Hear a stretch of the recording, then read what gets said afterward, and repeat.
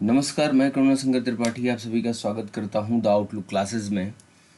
जैसा कि आपको पता है यूपी कांस्टेबल री एग्ज़ाम के पेपर्स हो रहे हैं इस टाइम और 2 तारीख 23 और 24 अगस्त में पेपर हो चुके हैं।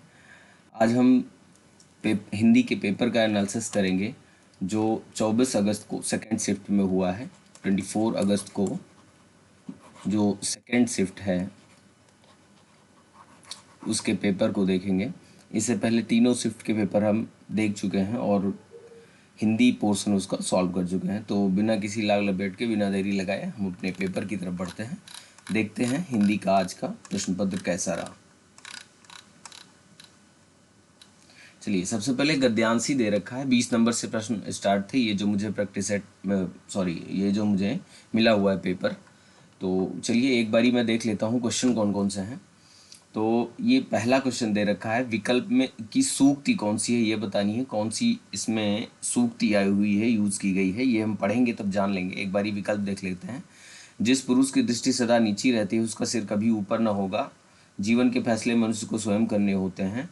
अपने व्यवहार को मृदुल बनाए रखो, नम्र और उच्चासय बनो। तो यहाँ पर कौन सी सूक्ति यूज़ की गई है वो देखना है। निम्नलिखित में से किस शब्द का अर्थ कोमल है। तो चलो एक बार भी इसको पढ़ेंगे। प्रस्तुत गद्यांश का शीर्षक पढ़ने पे पता चल जाएगा। हम अपने जीवन के फैसले लेने में कैसे आत्मनिर्भर बन सकते हैं ये बताना है। व्यवहार की मृदुलता कैसी होनी चाहिए ये भी देख लेंगे। कबीर की उलटबाजियों, चलो ये यहाँ से पैराग्राफ से क्वेश्चंस खत्म है। चलिए एक बार पैराग्राफ पढ़ते हैं।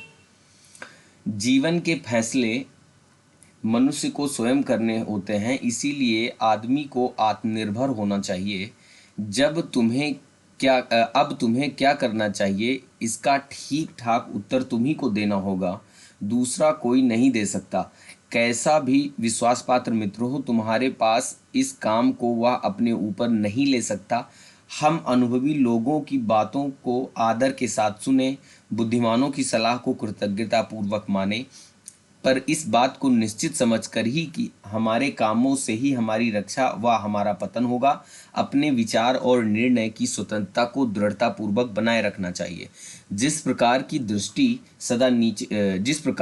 पुरुष की दृष्टि सदा नीची रहती है उसका सिर कभी ऊपर न होगा। चलिए ये वाला मिल गया आपको। 20 नंबर क्वेश्चन जो था उसका ए वाला विकल्प सही हो जाएगा। नीची दृष्टि रखने से यद्यपि रास्ते पर रहेंगे पर इस बात को न देखेंगे कि यह रास्ता कहाँ ले जाता है। अपने व्यवहार को मृदुल बनाए रखो, कठोरता, उद्दंडता और अक्खड़पन कतई नहीं हो। अपने व्यवहार में कोमल रहो और अपने उद्देश्यों को उच्च रखो। इस प्रकार नम्र और उच्चासय दोनों बनो। अपने मन को कभी मरा हुआ ना रखो। चलिए एक बारी अब देखते हैं। 20 नंबर क्वेश्चन कर ही चुके। 21 नंबर, कोमल का अर्थ बताना है तो कृतज्ञ, निश्चित, उद्दंड, ये मृदुल हो जाएगा। ऑप्शन डी सही हो जाएगा। प्रस्तुत गद्यांश का उचित शीर्षक हमारा पतन, आत्मनिर्भरता, यही सबसे बेस्ट है। हमारी रक्षा और फैसले करो। हम अपने जीवन के फैसले लेने में कैसे आत्मनिर्भर बन सकते हैं। बुद्धिमानों की सलाह मानकर, अपने विचार और निर्णय की स्वतंत्रता बनाए रखकर, विश्वास पात्र मित्र का सहारा लेकर, अनुभवी लोगों की बातें सुनकर। चलिए ऊपर एक बारी देखते हैं। कैसा भी विश्वास पात्र मित्र हो तुम्हारे पास इस काम को अपने ऊपर नहीं ले सकता है। इसका मतलब ये लाइन तो नहीं होगी। ठीक है। अनुभवी लोगों की बातें आदर के साथ सुनो, बुद्धिमानों की सलाह कृतज्ञता पूर्वक माने, पर इस बात को निश्चित समझ लें कि हमारे कामों से ही हमारी रक्षा व हमारा पतन होगा। अपने विचार और निर्णय की स्वतंत्रता को दृढ़तापूर्वक बनाए रखना चाहिए। इसका मतलब यही वाली लाइन सबसे बेहतर है। बाकी ऊपर क्या है, क्योंकि हमें सारा काम स्वयं करना होता है। तो ये है बी वाला ऑप्शन इसमें सही हो जाएगा। तीसरा देखते हैं। 24 नंबर क्वेश्चन है, व्यवहार की मृदुलता पतन होने से बचाती है, कठोर बनाती है, नम्र और उच्चासय बनाती है। ये लाइन डायरेक्ट लिखी हुई है इसमें पैराग्राफ में। यहाँ पर देखिए, इस प्रकार नम्र और उच्चासय दोनों बनो। ठीक। चलिए अगला देखते हैं। कबीर की उलटबासियों में कौन सा, हाँ तो ये पैराग्राफ हो गया आपका सॉल्व 24 तक। और 25 नंबर क्वेश्चन अब हम सॉल्व करेंगे। कबीर की उलटबासियों में कौन सा प्रमुख रस है ये बताना है। तो पहले एक बार ही देखते हैं उलटबासियाँ होता क्या है। उलटबासियाँ देखिए कबीर की कुछ प्रमुख रचनाएं हैं, मतलब रचनाओं में से हैं, जिनमें उलटबासियों का मतलब होता है कि जो नॉर्मल संसार में जो बिहेवियर होता है, जो साधु सन्यासी होगा, संत होगा, वो जस्ट उसके अपोजिट करता है, ऐसी बातों का उसमें वर्णन दे रखा होता है। जैसे मैं कहूँ कि हम लोग दिन में जागते हैं, रात में सोते हैं, सन्यासी और योगी संत लोग इसके जस्ट अपोजिट करते हैं, वो दिन में सोएंगे, रात में जागेंगे। या हमारे जो भी काम है, तो संत लोगों का काम थोड़ा उनसे हटके और उल्टा होता है, ऐसा उन्होंने वर्णन कर रखा है। और उसमें रस की बात करें अगर, तो अद्भुत रस प्रमुख है। निम्नलिखित में से सही लोकोक्ति का चयन करिए। ना 9 मन तेल होगा, ना राधा नाचेगी, ना 10 मन तेल, 9 मन पानी, 9 किलो तेल, ये भी गलत।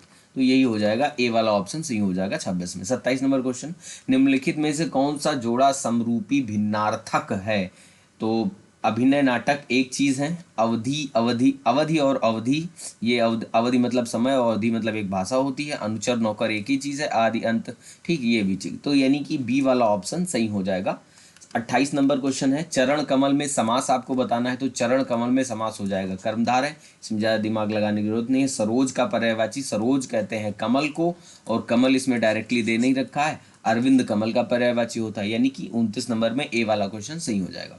चलिए 30 नंबर प्रश्न देखते हैं। अस्थिर विचार वाला अस्थिर विचार वाला व्यक्ति कुछ भी नहीं कर पाता के भाव को अभिव्यक्त करने वाली कहावत आपको बतानी है। ढोल के भीतर पोल, ऐसा नहीं होगा। ढाक के 3 पात, दुविधा में दोनों गए, न माया मिली न राम, यही वाला सही होगा। ठीक है, दुविधा में दोनों गए, न माया मिली न राम। तो अगला देखते हैं 31 नंबर। 31 में है सही अर्थ बताने वाले शब्द युग्म को आपको बताना है। तो सर और सर, इस सर का मतलब होता है तीर, इसका मतलब हो जाएगा तीर या बाण लिखा हो। और दूसरा जो सर लिखा है, इसका मतलब होता है मस्तक या खोपड़ी। तो ये तो होगा नहीं, भला आदमी हो, ये सब लिखा हुआ, यानी कि होगा गलत। कुल और कूल, कुल का मतलब वंश होता है, कूल का मतलब शीतल। कूल इंग्लिश में कूल का मतलब शीतल होगा, यहाँ पर कूल का मतलब होगा किनारा। ठीक है। और आकर और आकार, तो आकर का मतलब होता है खान, हाँ ये सही लिखा हुआ है। आकार का मतलब आकृति, आकार का देखिए, आकार का मतलब रूप, आकृति, ये सारी कुछ होती हैं, यानी कि यही सही है। निर्जर और निर्झर, निर्जर मतलब होता है जो बूढ़ा ना हो, ठीक है, ये देवताओं को कहा गया। निर्झर मतलब झरना होता है, तो ये वाला गलत लिखा हुआ है। ठीक है। और कूल और कूल, ये हाँ ये बता ही चुके, यानी कि इस तरीके से बी वाला ऑप्शन सही हो जाएगा 31 नंबर में। 32 नंबर, ये डायरेक्टली मैंने क्वेश्चन करवाया भी है। 32 नंबर, मनोबल में संधि कौन सी है? तो मनोबल में संधि हो जाएगी विसर्ग, इसका विच्छेद होता है मनः प्लस बल। तो इस तरीके से इसमें विसर्ग संधि होगी। ये स्वर संधि लगा रखा है, जो इस बच्चे का भी पेपर होगा, गलत है ये क्वेश्चन आंसर उसका। विग्रह की दृष्टि से दिए गए विकल्पों में कौन सा अनुचित है? देश पर निकाला, अनुचित बताना है ना, देश पर निकाला यही गलत है। ठीक है। और वन में वास, ये सही लिखा हुआ है। जल की धारा, ये भी सही लिखा हुआ है। चंद्र का प्रकाश, ये भी सही लिखा है, यानी कि ए वाला विकल्प ही गलत वाला आपको ढूंढना था। हिंदी में मूलतः वर्णों की संख्या कितनी है? ये क्वेश्चन मैंने आपको सॉल्व करवाया है। 52 इसकी संख्या हो जाएगी। 34 में डी विकल्प। घा, ये घा का वर्ग का वर्ण है, और का वर्ग का उच्चारण स्थान कंठ होता है। कई बार ये क्वेश्चन मैंने सॉल्व कराया आपको। घुड़दौड़ मतलब घोड़ों की दौड़ होगी, यानी तत्पुरुष समास हो जाएगा, क्योंकि विभक्ति चिन्हों का इसमें लोप हुआ है। अंधायुग किसकी रचना है? धर्मवीर भारती, एकदम सही ठीक लगा हुआ है। निम्नलिखित में से शुद्ध वाक्य का चयन कीजिए। आतंकियों को रिहा करना मूर्खता होगी, होगा लिखा हुआ है, होगी होना चाहिए। देखिए मूर्खता के साथ ये लगा हुआ है, तो उस हिसाब से क्रिया, इसकी सहायक क्रिया लगेगी। आतंकवादियों को रिहा करना मूर्खता होगा, ये भी गलत है। होंगे लिखा है, ये भी गलत है, यानी कि यही सही है, सी वाला ऑप्शन सही हो जाएगा। आतंकवादियों को रिहा करना मूर्खता होगी। ठीक, अगला, प्रेम में भगवान, इसके लिए जयनेंद्र कुमार को कौन सा पुरस्कार से सम्मानित किया गया? वो पुरस्कार है भारत सरकार शिक्षा मंत्रालय पुरस्कार उनको दिया गया है। मैंने कई बार बोला था कि जितने पुरस्कार वगैरह दिए गए हैं, कौन संस्था देती है, किस किस को मिले हैं, ये बार बार मैंने कहा था आपसे पढ़ के जाना। और पूरे के पूरे पेपर में मान के चलो 90% अगर रचना से पुरस्कार से क्वेश्चन आया हुआ है। ठीक है, मतलब अगर कोई रचना पूछे तो पुरस्कार से जोड़ करके ही पूछे। हिंदी की ठा ध्वनि है, ठा है टा वर्ण की, और टा की मूर्धा होती है, तो ये हो जाएगी मूर्धन्य। ओठ होस्ट गलत लिखा हुआ है। चलिए आगे देखते हैं। निम्नलिखित में से पर्यायवाची समूह का कौन सा युग्म सही नहीं है? ध्यान देना, गलत वाला पूछ रहा है। तो मेघ का वारिधर एकदम सही। सरस्वती का वागीश, इनको भी कहते हैं।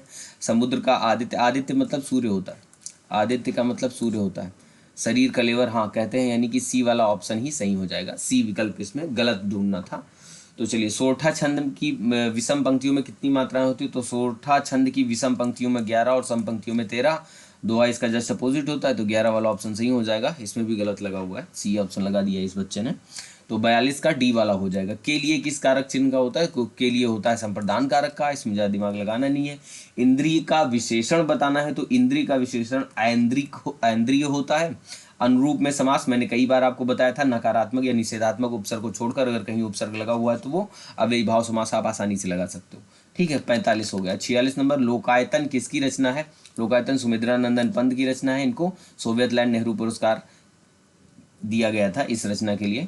निम्नलिखित में से कौन सा शब्द पुल्लिंग है? दया, दया की जाती है। माया, माया भी स्त्रीलिंग है। भाषा भी स्त्रीलिंग है। आभार ही क्या हो जाएगा? पुल्लिंग हो जाएगा। तो और अगला 48 नंबर क्वेश्चन है, पशु, पांसु और पण का सही क्रम। तो पशु का मतलब जानवर होता है, हाँ ये लिखा हुआ पतंगा, ये गलत हो गया। नेवला, ये भी गलत हो गया।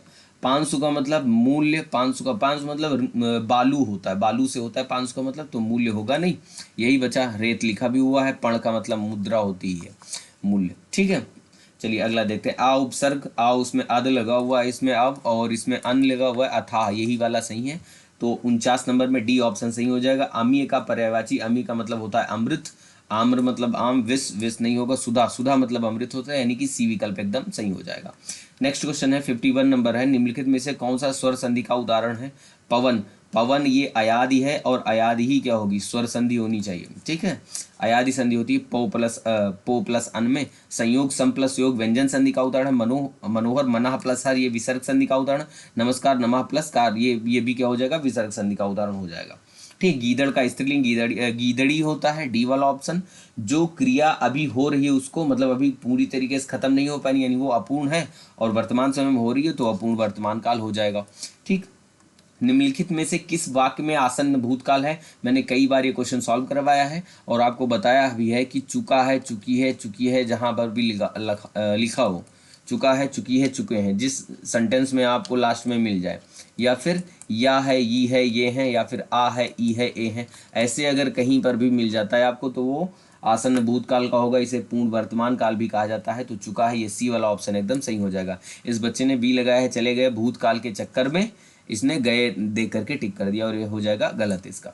ठीक है, निम्नलिखित वाक्यों में से समुच्चय बोधक अव्यय किस वाक्य में है? समुच्चय बोधक अव्यय, समुच्चय बोधक अव्यय दो शब्दों को, वाक्यांशों को या वाक्यों को जोड़ने का काम करता है।